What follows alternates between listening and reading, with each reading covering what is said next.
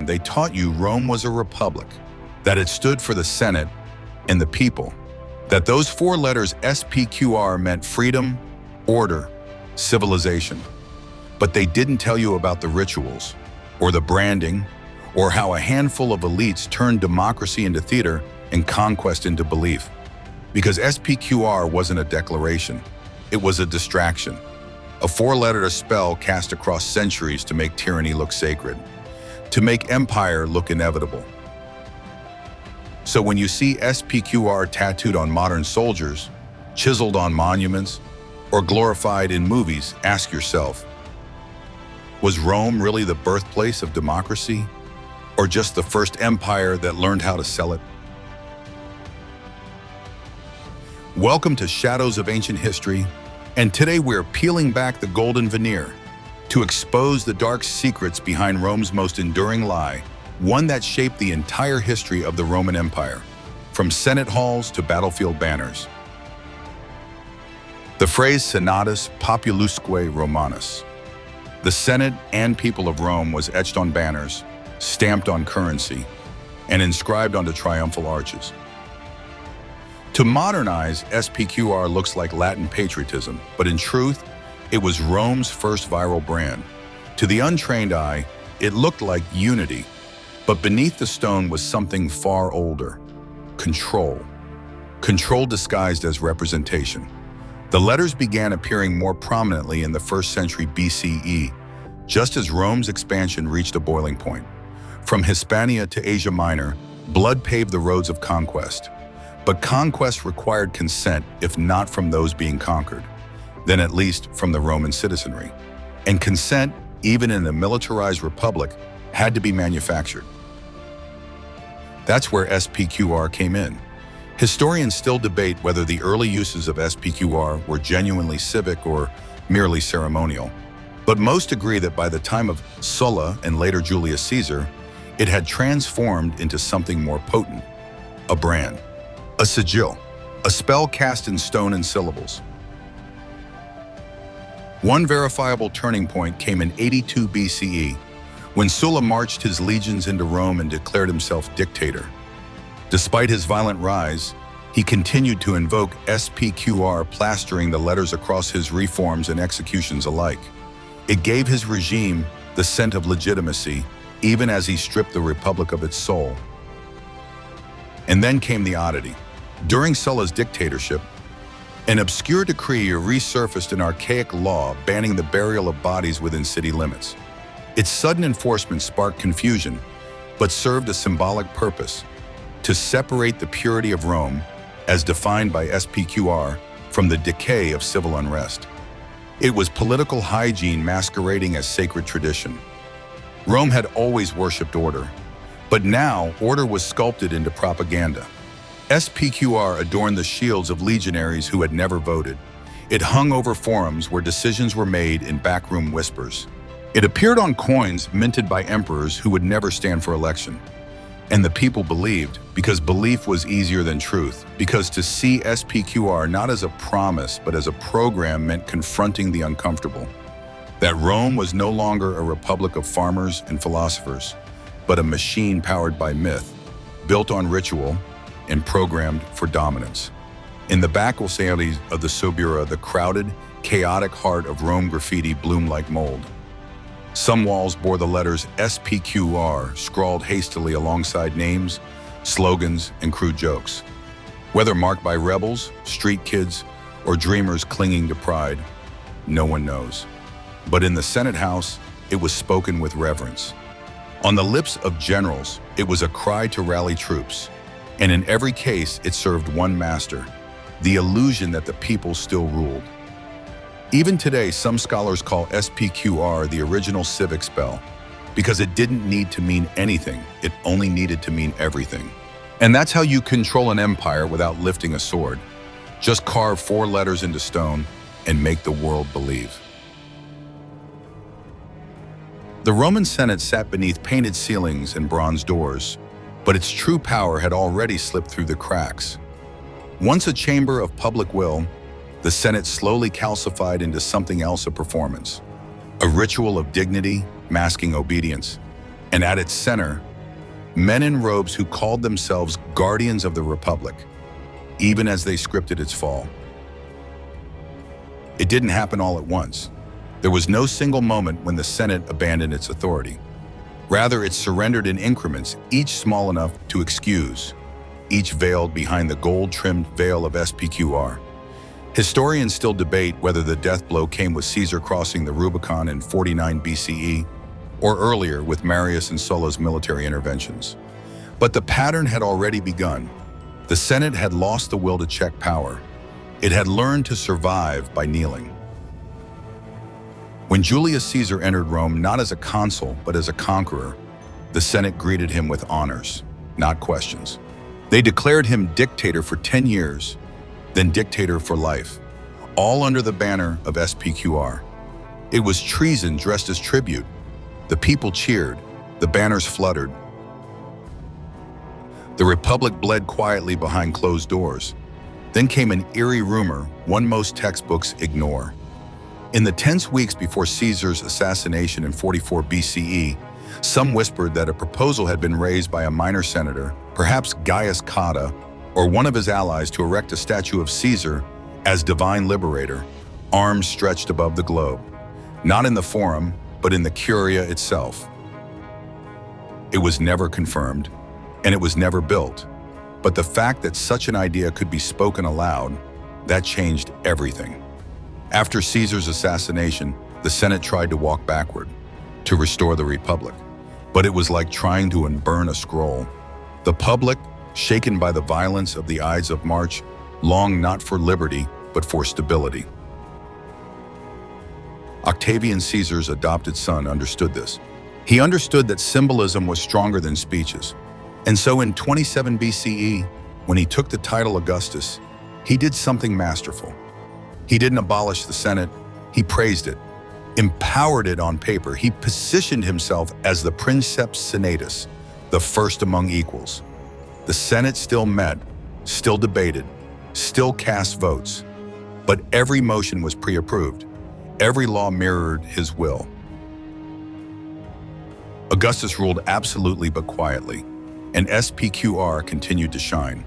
Coins from this era show Augustus's face on one side and SPQR on the other, balancing image and illusion, power and promise. It was no longer a republic, but it felt like one. That was enough. Some historians refer to this as the Velvet Coup, a regime change so soft the people barely noticed. The institutions remained, but their guts were hollow. Senators continued to wear their purple togas. They delivered speeches. They passed edicts. But the true laws were written in the palaces, not the chambers. The Senate, once the heart of Roman politics, became the empire's most elaborate stage set. And the senators? They were actors reciting lines penned by emperors. Each robe a costume, each decree a performance. Even Augustus's funerary inscription, the Res Gestae Divi Augusti, emphasizes how he restored the Republic. It's a line often quoted by tourists and rarely questioned. But the Republic he restored was one that answered to a single man. One of the strangest clues to this transformation lies not in texts, but in silence. For nearly 50 years after Augustus's rise, the Senate records once meticulously kept grow vague, incomplete. Debates vanish, votes go unrecorded. It's as if the scribes themselves lost interest, or were told not to bother. Why document a performance when everyone already knows the ending? The Republic had become a ritual rehearsed, not real. And yet SPQR endured, etched above the Senate House, painted on the shields of the Praetorian Guard, spoken in ceremonies with trembling reverence. Because as long as the people saw the letters, they believed the Republic still breathed, even as it lay embalmed, wearing its finest robes. In Rome, power never walked alone. It wore robes, burned incense, and spoke through the mouths of gods. If SPQR was the empire's mask, then religion was its voice. A chorus of oracles, omens, and augurs repeating what emperors needed the people to hear until belief itself became a tool of command. The line between politics and the divine had always been porous. From the earliest days of the Republic, generals paused before battle to read the entrails of sacrificed animals. Priest pontifices stood as intermediaries between Senate votes and the will of the heavens. But by the time of Augustus, the sacred had been entirely subsumed into the state. It began subtly with a title, Pontifex Maximus. Augustus assumed the role in 12 BCE, uniting spiritual authority with imperial rule. No longer just first citizen, he was now Rome's high priest commander of both legions and the divine. From this moment, every omen, every eclipse, every vision from the Sibylline books could be interpreted through the lens of imperial interest. See? Historians still debate whether Augustus truly believed in the gods or merely used them. But what is undeniable is the machinery he built. The Ara Pacis, the altar of peace, stands not as a shrine to a deity, but to Augustus himself, his lineage carved into marble, surrounded by symbols of prosperity and divine favor. A monument not of worship, but of public programming. And then came the curious case of the Lupercalia festival. Once a wild, archaic rite of fertility, Lupercalia involved half-naked youths running through the streets, lashing women with strips of goat skin to promote conception. It was chaotic, primal, and wildly popular. In 44 BCE, just weeks before his assassination, Caesar participated shirtless, crowned with laurel, offering himself as both man and myth. He refused the crown from Mark Antony during the event, but the crowd's cheers revealed something chilling. They were ready for divinity to wear human skin. After his death, Caesar was declared a god. Augustus, his son, became Divi Filius, the son of the divine. It was not enough to rule by birth or ballot. Now one had to rule by blood and blessing. Public festivals became imperial theater. The secular games, revived by Augustus, were staged as a once-in-a-century purification rite. Torches lit the night, choirs sang to Apollo and Diana, and the people watched in awe as the emperor stood at the center of cosmic renewal. No vote could compete with that. Even the calendar was rewritten. July became Julius, August became Augustus. Time itself was rebranded. One strange and lesser-known practice arose in provincial temples, the anonymous sacrifice. Priests would perform rituals for the safety of Rome and the emperor, without naming which emperor, allowing loyalty to exist even in the absence of clarity. It was devotion by default, and this wasn't confined to the city. From Britain to Syria, Roman governors built temples to emperors dead and alive. In Ephesus, a grand temple was raised to Augustus by the local elite, but the inscription bore not just his name, but SPQRs. It was an imperial shrine disguised as a civic honor. Scholars call this fusion of faith and state religio politica a belief system engineered not to elevate the soul, but to stabilize the regime. And it worked, because belief needs repetition, and Rome repeated itself with precision. Omens were read before campaigns. Victories were celebrated with processions of sacred animals. Even the emperor's image placed in homes and shrines became a kind of household deity. Children were raised to salute statues, to bow to coins, to see no difference between Jupiter and Julius. And so SPQR remained sacred, not as a phrase but as a prayer, whispered in temples, chanted in amphitheaters, painted in red across military barracks. Rome had weaponized faith, and no army on earth could conquer the heart like a god could. Not all power wore togas. While emperors posed as gods and senators debated in marble halls, the true decisions of those that shaped empires, broke republics, and redrew the world were often made in shadows. Rome was a city of symbols, yes, but beneath the stone and spectacle was something colder, the machinery of manipulation. A hidden hand steering the course of history, not with legions, but with loyalty, blackmail, and coin. It began on the battlefield but never stayed there. Generals returning from distant campaigns didn't just bring home slaves and silver. They brought something far more valuable: Allegiance. Veterans loyal not to the Senate, but to the man who fed and paid them. And that man, increasingly, was not a senator but a commander. Historians still debate whether this personalization of military loyalty was the inevitable result of Rome's size or a conscious design. But either way, by the late Republic, legions followed men, not the state. Julius Caesar proved it with the Rubicon. Mark Antony proved it with the East. But it was the lesser-known Lucius Aemilius Paulus, a senator general of the 2nd century BCE, who first exploited it quietly. After winning the Battle of Pydna, he delayed reporting his victory to the Senate not out of negligence, but to consolidate his narrative before the state could spin it. He held a private celebration in the East, collected tributes directly from local kings, and ensured statues of himself were erected before his triumph was even voted. It was a rehearsal of emperor worship before emperors existed, and it worked. By the time Augustus rose, these relationships were no longer deviations, they were standard practice. Hidden channels of influence emerged. Elite families formed factions or cliques, exchanging favors across generations. Marriages were arranged to merge political dynasties. Poisonings occurred not out of passion, but calculation. And beneath it all pulsed a network, the equites, the equestrian class.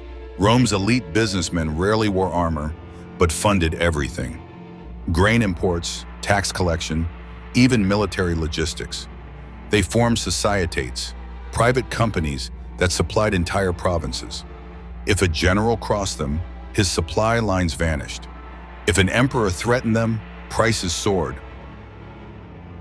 One strange but persistent legend. Some say that in 19 BCE, an anonymous scroll appeared overnight nailed to the door of a temple in the Forum. It supposedly listed names, bribes, betrayals, and prices paid. No one ever produced it again. No records confirm it. But the whispers never died. Historians later dubbed it the Ledger of Shadows, a phantom document that spoke louder by vanishing.